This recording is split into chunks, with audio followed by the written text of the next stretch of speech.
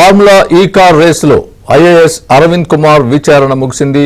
IAS Arvind Kumar ను 6 గంటల పాటు ప్రశ్నించారు. కేటీఆర్ వాంగ్మూలం ఆధారంగా ఏసీబీ అధికారులు ప్రశ్నించారు. ఆర్థిక అనుమతులు నిబంధనలు పాటించకుండా నిధులు మళ్లింపుపై ఏసీబీ ఆరా తీసింది.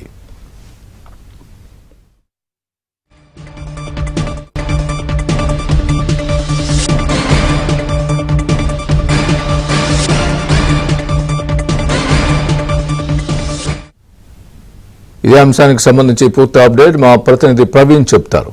ప్రవీణ్, ఫార్ములా ఈ కార్ రేసింగ్ కేసులో ఉదయం నుంచి కూడా విచారణ కొనసాగించారు. ఐఏఎస్ అధికారి అరవింద్ కుమార్ మూడోసారి వ్యక్తిగతంగా ఏసీబీ అధికారుల ముందు విచారణకు హాజరవడం జరిగింది. 6 గంటలు 60 ప్రశ్నలు అతనిపైన సంధించినటువంటి పరిస్థితి కనపడుతుంది. 6 గంటలుగా కొనసాగినటువంటి విచారణ మొత్తం అంతా కూడా వీడియోగ్రఫీ విచారణ అంతా కూడా రికార్డ్ చేయడం జరిగింది. వీడియోగ్రఫీ తోటి రికార్డ్ చేశారు.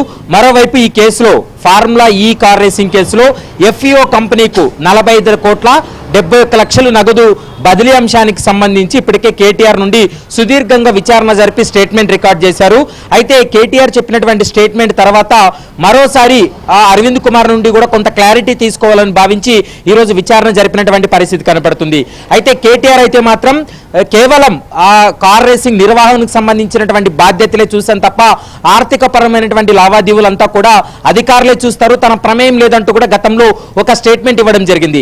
ఇప్పుడు అరవింద్ కుమార్ క్వశ్చన్ చేసినటువంటి సమయంలో, అంటే మొదటిసారి అరవింద్ కుమార్ విచారణ జరిపినప్పుడు కేటీఆర్ ఆదేశాల మేరకే తాము నగదును బదిలీ చేశామని, ఎఫ్ఈఓ కంపెనీకు ఇండియన్ ఓవర్సీస్ బ్యాంక్ నుండి నగదు బదిలీ చేశామనేటువంటి అంశాన్ని మొదటిసారి విచారణ జరిపినప్పుడు స్టేట్మెంట్ ఇచ్చారు.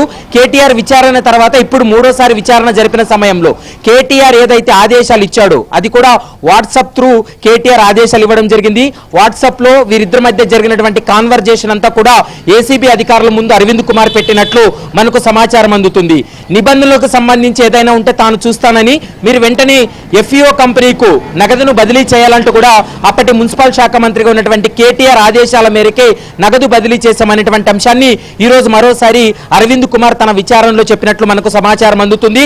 ముఖ్యంగా ఎఫ్ఈఓ కంపెనీకు ఈ నగదు బదిలీ చేసే సమయంలో బిజినెస్ రూల్స్ పాటించకపోవడం, క్యాబినెట్ అప్రూవల్స్ లేకోకుండా నగదును బదిలీ చేయడం, మరోవైపు రిజర్వ్ బ్యాంక్ ఆఫ్ ఇండియా అనుమతులు పొందాలి. ఎందుకంటే ఒక విదేశీ కంపెనీకు నగదు బదిలీ చేయాలంటే రిజర్వ్ బ్యాంక్ ఆఫ్ ఇండియాకు కొంత జరిమానా చెల్లించాల్సి ఉంటుంది, ట్యాక్స్ చెల్లించాల్సి ఉంటుంది.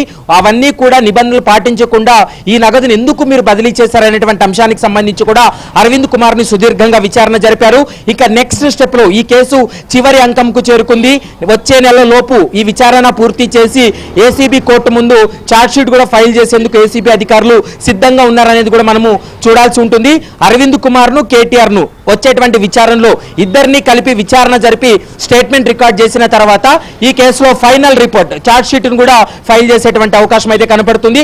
అది కూడా వారం రోజుల్లోనే ఈ ఇద్దరిని కలిపి విచారణ చేయాలనేది ఏసీబీ భావిస్తున్నట్లు మనకు సమాచారం అందుతుంది. మరి చూడాలి, కేటీఆర్ ను అరవింద్ కుమార్ ఇద్దరిని కలిపి విచారణ చేస్తే ఎకనామికల్ ట్రాన్సాక్షన్ సంబంధించి ఒక అంచనాకు వచ్చేటువంటి అవకాశం ఉంటుంది, ఒక క్లారిటీకి వచ్చేటువంటి అవకాశం అయితే కనపడుతుంది. Swami, right Praveen, thanks for the update.